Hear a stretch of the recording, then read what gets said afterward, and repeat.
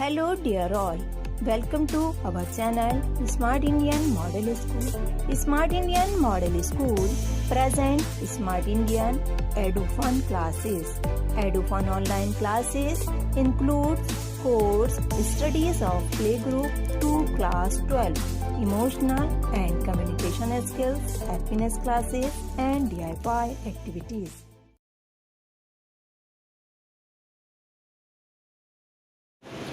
Good morning बच्चों, hope you are all fine. Let's try to understand the next stanza of the poem. Next stanza poem क्या है आपकी? वाक की काव्य शैली है. और कहाँ की काव्य शैली? ये कश्मीरी काव्य शैली है जिसको क्या कहा जाता है? वाक, जो कि चार लाइनों में, यानी कि ये देखिए 1 2 3 4 लाइनों का एक बंद है. तो इसमें पहले में समझ आ गया था आपको कि वो ईश्वर प्राप्ति के लिए व्याकुल हैं, परेशान हैं, और वो जो प्रयास कर रही हैं उसमें वो अपने आप को असमर्थ महसूस कर रही हैं. दूसरा है खा कर कुछ पाएगा नहीं, न खाकर बनेगा अहंकारी. खा कर यानी कि तू इस संसार में आया तो सिर्फ तेरा लक्ष्य सिर्फ खाना और जीवन व्यतीत करना नहीं है. और सिर्फ खा कर क्या होगा? शरीर को ही इसकी संतुष्टि मिलेगी, आत्मा को संतुष्टि नहीं मिलेगी.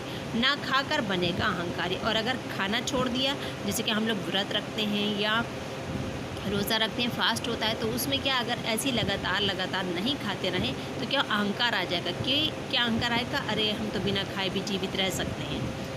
तो इन सब चीज़ों को खाना पीना ये जीवन की आवश्यकता है, लेकिन क्या है, सिर्फ इसी में अपना जीवन व्यतीत नहीं करना चाहिए. क्या है? समखा तभी होगी संभावी. समखा यानी कि सबको समान समझो. जाति, धर्म, सोशल इविल है, जितनी भी सामाजिक बुराइयाँ, ईर्ष्या, द्वेष, ये सारी चीज़ों को मन से निकाल के क्या बनेगा? संभावी बनेगा, यानी कि एक अच्छा इंसान, अच्छा मानव बनेगा.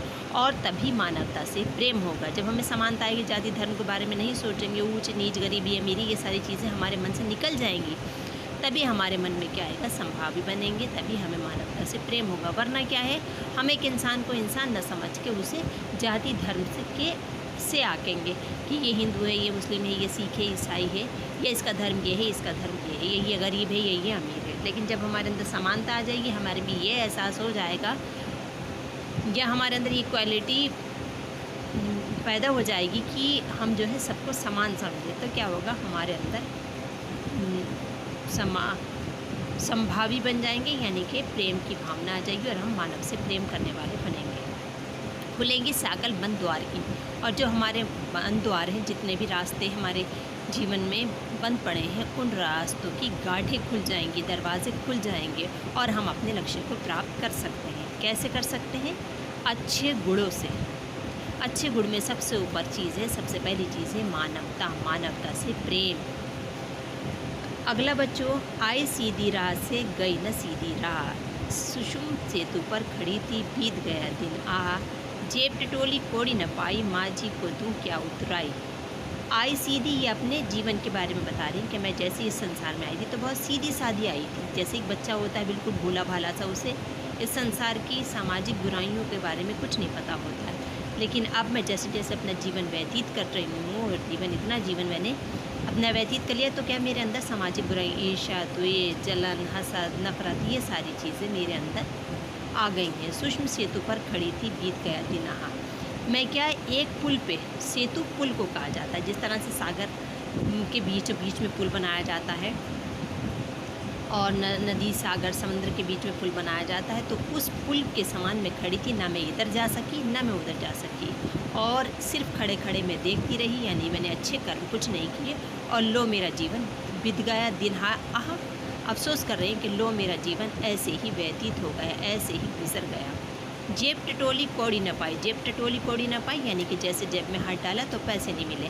तो यहाँ पे जेब टटोली से मतलब है जब मेरा मरने का समय करीब आ गया, मैं मरने वाली हूँ, अपने ईश्वर से मिलने वाली हूँ, तब क्या हुआ? मैंने अपने कर्मों के लिए अपना जैसे अपने गिरेबान झाँका, तो मैंने अपने अंदर झाँक कर देखा तो मेरे अंदर गुण है ही नहीं, हर तरफ दोष है, यानी कि मेरे अंदर सामाजिक बुराइयाँ आ गई हैं. और जब जेब टटोली कोड़ी ना पाई, जेब टटोली यानी कि जब हम जाएंगे तो क्या है, जैसे कि माझी को दूँ क्या उतराई, और मैं क्या माझी को क्या उतराई दूँगी, यानी कि मैं माझी के साथ या मल्लाह के साथ या नाव में सवार हूँ। किस नाव में? जीवन रूपी नाव में सवार हूँ। तो मैं अपने माझी को, जो मेरे माझी है, जो मेरा नाव चलाने वाला है, मैं उसको क्या उतराई दूँगी, क्या पैसे दूँगी, क्या दूँगी, क्या गुड़।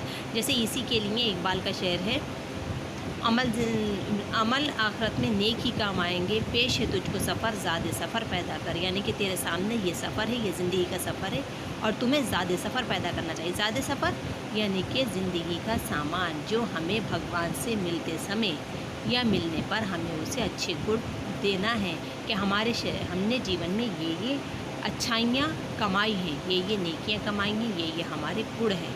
तो वो वही चीज़ के लिए इकबाल ने भी इसी तरह की बात कही है। समझ गए बच्चों? Okay, thank you for watching.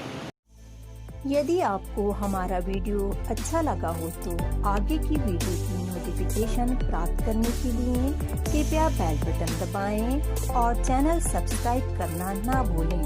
Please subscribe our channel of Edufun classes. Thank you for watching.